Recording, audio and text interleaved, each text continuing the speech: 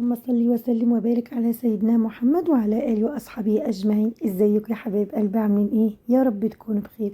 تعالوا بقى النهاردة عشان نجهز الفطار. هنسلق اللحمة وهعمل سمبوسك وهعمل كباب. تعالوا بقى اوريكم هعملهم ازاي.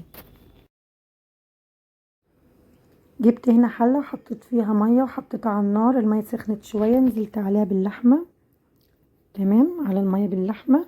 وبعد كده هنزل ببصلاية كبيرة متقطعة، وبعد كده هحط شوية بهارات لحمة وورق لورا.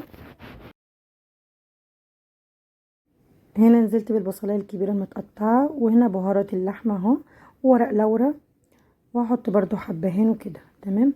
جبت حلة هنا وحطيت فيها، وطبعا نزلت بفلفل اسمر. جبت حلة هنا وحطيت فيها معلقة من السمنة وشوية من الزيت وحتتين من الدهن وبصلاية كبيرة. الدهن ده بيدي ريحة للأكل فظيعة، لأي طبيخ لمحشي لأي حاجة، بصراحة ريحة ونفس فظيع.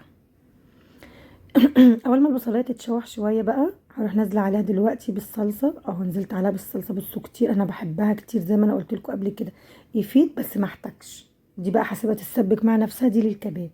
جبت حله تانية وحطيت فيها زيت وحطيت فيها سمنه تمام، وهنزل فيها ببصلايه دلوقتي عشان اشوحها، وبعد كده هنزل عليها بالفلفل. دي للسمبوسك، للحمه السمبوسك اللي انا كنت بوريها لكم من شويه. دي اللحمه وهي على النار، وريتكم ان هي بتستوي اهي تمام. نزلت بالفلفل كده على البصل وهفضل اقلب فيها كويس جدا، وهنزل عليهم دلوقتي باللحمه. نزلت باللحمه، هنزل بالبهارات والفلفل الاسمر اهو. نزلت بالبهارات والفلفل الاسمر وهقلبها دلوقتي. بقى هنزل عليهم بالملح، ونزلت بالملح دلوقتي هقلبهم كويس جدا مع بعض كده. اللحمه المفرومه طالما نزلت بالملح يبقى خلاص دقيقه وهطفي عليها.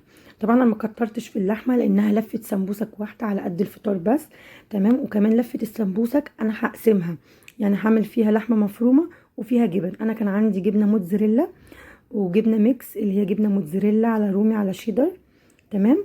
وعملت حشيتها جبنه موتزاريلا ومن الميكس اللي هي الجبنه الموتزاريلا والرومي والشيدر على بعض تمام. عملت من دي ومن دي، فده طبق مليان لحمه مفرومه فاض منه كمان.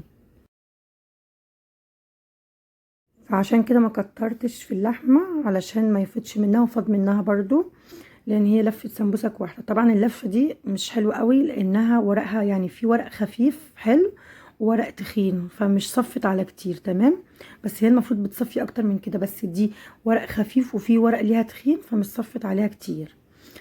زي ما انتوا شايفين كده ببدأ الفها مثلثات واحشيها لحمه مفرومه، وفي هحشي جبن واقفلها. وطبعا ده الدقيق اللي انا كنت جايباه الاول في البوله، نسيت اقول لكم.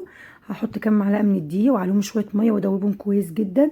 دي اللي هقفل بيها السمبوسه، يبقى دقيق وميه، وافضل اقلب فيهم يبقى زي خليط البانكيك كده سائل خالص ومش مكلكع فيه اي حاجه. يبقى يعني ايه داب جدا الدقيق مع الميه.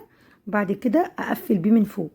احشي الاول لحمه مفرومه وبعد كده هحشي جبن، وبعدين اقفل بقى السمبوسك من فوق كويس جدا، واعملها على شكل مثلثات كده او حجاب عشان اقليها بقى في الزيت. طبعا انا هعمل كام واحده معاكم والباقي هكمل مع نفسي بقى عشان الجلافز طبعا بيرخم في العمايل، فهكمل انا مع نفسي هوريكم بس بعملها ازاي واكمل مع نفسي تمام. وبقى بعد ما اخلصهم تمام هقليها في الزيت. تعالوا بقى ما نجهز للكباب الاول. الصلصه بعد ما اتسبكت شلت منها شويه لانها كانت كتير، نزلت عليها بالشوربه. ده كان حوالي 6 فصوص توم انا دقاهم، نزلت عليها. يبقى تاني الصلصه اتسبكت شلت منها شويه، حطيت شويه صلصه عليهم الشوربه، وحطيت عليهم مثلا 6 فصوص توم مدقوقين. حطيت شويه بهارات، شويه ملح، واحده مرق الدجاج تمام، شويه فلفل اسمر، حبهان، ورق لورا، وهسيبهم يغلوا مع بعض عشان اسقط فيهم الكباب. دي طاسه جبتها وحطيت فيها زيت، الزيت سخن نزلت عليها بالسمبوسك بتتقلي. طيب بعد ما الصلصه غلت القاعد غلى معايا يعني، نزلت بالكباب. لقيت حسيت ان هو عايز ملح كمان، رحت بعد ما سقطت الكباب فيه الاول سبته يغلي حوالي دقيقتين 3. بعد ما غلى رحت مسقطه الكباب فيه وبعدين زودته ملح. بصوا الجمال، الجمال عدى الكلام. وطبعا بعد ما فضل يغلي شويه كده وبدا يشرب القاعد بتاعه، وطيت عليه وسبته يستوي مع نفسه. وده خشاف كنت عاملاه برده في نفس اليوم، وعملت شويه عصاير.